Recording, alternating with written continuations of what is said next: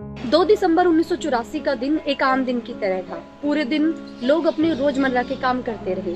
किसी ने सोचा भी नहीं था कि इस आम दिन के बाद आने वाली रात हजारों लोगों की जान ले लेगी। 2 और 3 दिसंबर के दरमियानी रात घटी औद्योगिक इतिहास की सबसे बड़ी दुर्घटना। जी हाँ, मैं बात कर रही हूँ भोपाल गैस ट्रेजेडी की। नमस्कार दोस्तों, मैं हूँ सीमा और फोकस ऑन स्टडी के यूट्यूब चैनल पर आप सभी का स्वागत करती हूँ। चलिए जानते हैं उस रात क्या क्या हुआ था।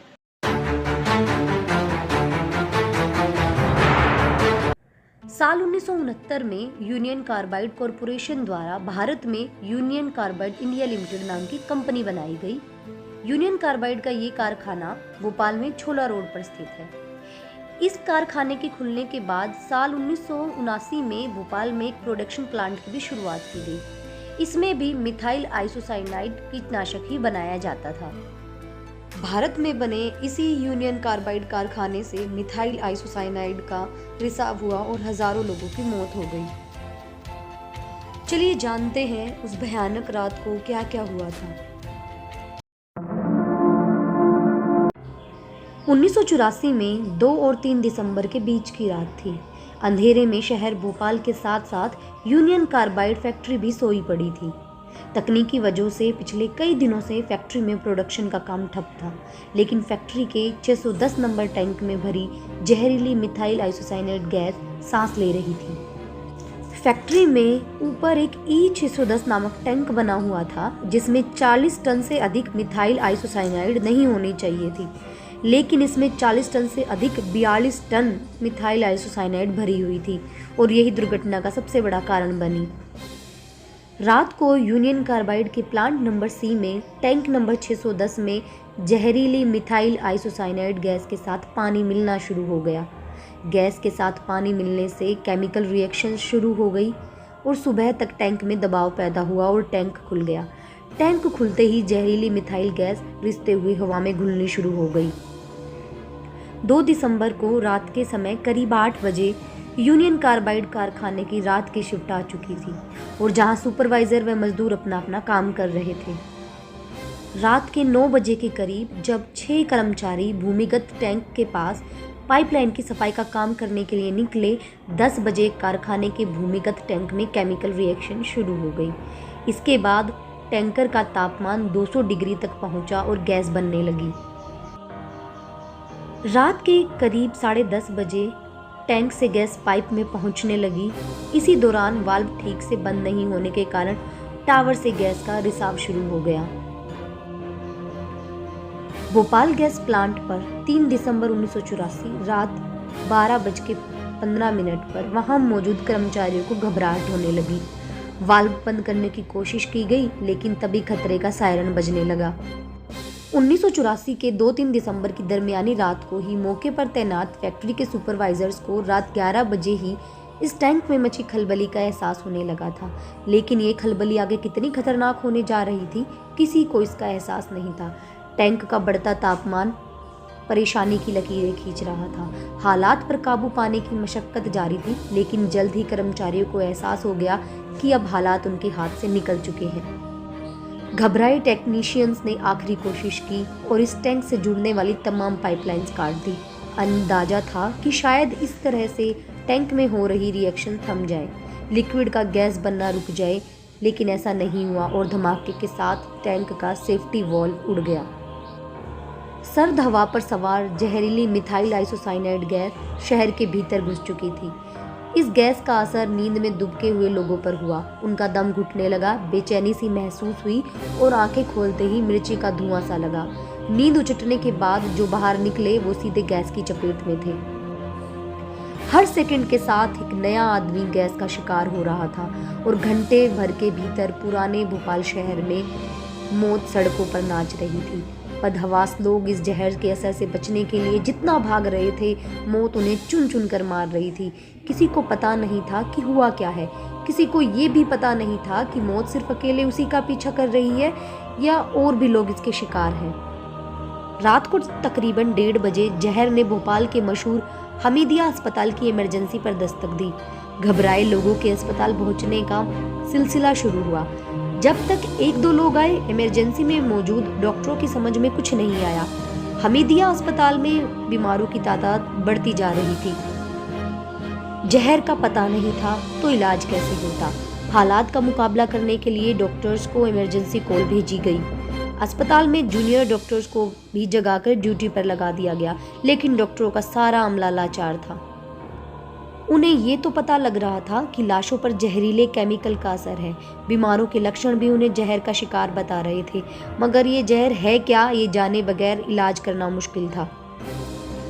तब अचानक और पहली बार एक सीनियर फोरेंसिक एक्सपर्ट की जुबान पर आया मिथाइल आइसोसाइनाइड का नाम। उस रात भोपाल की पूरी आबादी ने साइनाइड जहर में सांस लिया। 3 दिसंबर की सुबह सूरज चढ़ता गया। चढ़ते सूरज के साथ भोपाल के आसमान में चीलें और गिद्ध मंडराने लगे।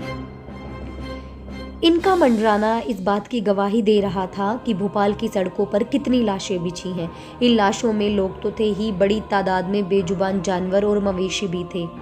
इंसान ही इंसानी लाशों को जानवरों की तरह उठा रहे थे, गाड़ियों में भर रहे थे।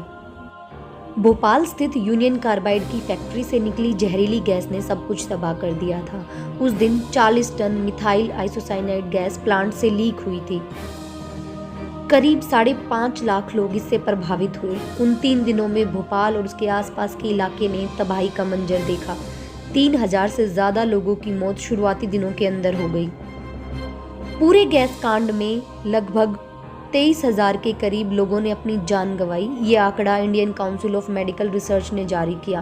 25,000 से ज्यादा लोग इस कांड के चलते पूरी तरह से शारीरिक तौर पर असक्षम हो गए। इंसानों के अलावा 2000 से ज्यादा जानवर भी इस गैस त्रासदी का शिकार बने। मिथाइल आइसोसाइनाइड एक ऐसा जहर है जिसे इजाद करने वाला ही उसका स्वाद बताने के लिए जिंदा नहीं रहा। लेकिन उस रात भोपाल की आबादी में साइनाइड की गैस घुल गई थी। तो जरा सोचिए कि उस रात का मंजर कैसा होगा। अब सवाल ये उठता है कि हवा में घुलती इस जहरीली साइनाइड गैस को रोका कैसे गया। तो ये एक ऐसा गुमनाम नाम है जिसे शायद भोपाल के पीड़ित बुजुर्गों के अलावा आज कोई नहीं जानता। अगर उस नाम को जानें तो पीड़ितों की जुबान पर आता है एक ही नाम, शकील। शकील ने अपनी जान गंवाकर उस रात लाखों लोगों की जान बचाई थी। शकील यूनियन कार्बाइड में काम करने वाले मजदूर थे। जिस समय गैस निकली उस समय फैक्ट्री का लगभग पूरा स्टाफ जा चुका था। शकील भी वहां नहीं थे, लेकिन कंपनी द्वारा सूचित किए जाने के बाद ये तुरंत फैक्ट्री की ओर निकल पड़े। हालांकि लीक होने वाली गैस इतनी जहरीली थी कि फैक्ट्री में जाने की हिम्मत जुटा पाना किसी भी कर्मचारी के बस में नहीं था। शहर में मचे मौत के तांडव और चारों ओर से आ रही चीख पुकार की आवाज को सुनकर अपनी जान की परवाह किए बगैर, सुरक्षा इंतजाम ना होने के बावजूद शकील लीक हो रही गैस का वाल्व बंद करने करीब 20 से 30 फीट ऊंचे टैंक पर चढ़ गए। इस मंजर को देखने वालों ने बताया, टैंक पर चढ़ने के बाद शकील उस गैस के प्रेशर को सीधे अपने ऊपर झेल रहा था। शकील ने अपनी जान पर खेलते हुए उस पाइप के वाल्व को बंद कर दिया जिससे वो जहरीली गैस फूटे हुए टैंक में आ रही थी और वहीं से शहर की फिजा में घुल रही थी। फैक्ट्री में काम करने वाले एक कर्मचारी ने बताया, जिस वाल्व को शकील ने बंद किया वो बिना इंस्ट्रूमेंट के बंद नहीं किया जा सकता था और जहरीली गैस के टैंक पर वो बैठा था उसमें साइनाइड मिला था, जो चंद सेकंडों में इंसान को मारने के लिए पर्याप्त था। लेकिन शकील ने अपने हाथों से सेकंडों में दम घोट देने वाले स्थान पर बैठकर उस वाल्व को बंद कैसे कर दिया, इसे सिर्फ चमत्कार ही कहा जा सकता है। हालांकि शकील वाल्व बंद करते ही जहरीली गैस से ग्रस्त होकर बेहोश हो गए थे और करीब 20 से 30 फीट ऊंचे टैंक से नीचे गिर गए थे। गैस का रिसाव बंद होने के बावजूद भी उन्हें उठाने जा पाना संभव नहीं था। प्रत्यक्षदर्शियों की माने तो गैस रिसाव पूरी तरह बंद होने के बाद जब फैक्ट्री के सदस्य सुरक्षा इंतजामों के साथ उन्हें देखने पहुंचे तो शकील के शरीर के कई अंग गल गए थे। इतनी ऊंचाई से गिरने पर उनके शरीर की कई हड्डियां भी टूट गई थी। आनन फानन में उन्हें शहर के जिला हिमदिया अस्पताल पहुंचाया गया, जहां कुछ दिनों के उपचार के बाद उनका निधन हो गया।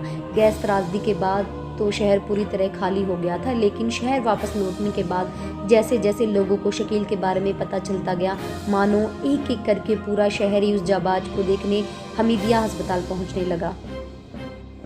लेकिन उन पर गैस का इतना ज़्यादा असर हुआ था कि डॉक्टरों की लाख कोशिशों के बावजूद भी उन्हें बचाया नहीं जा सका। झीलों का शहर भोपाल आज भी उस भयानक रात को भूल नहीं पाया है।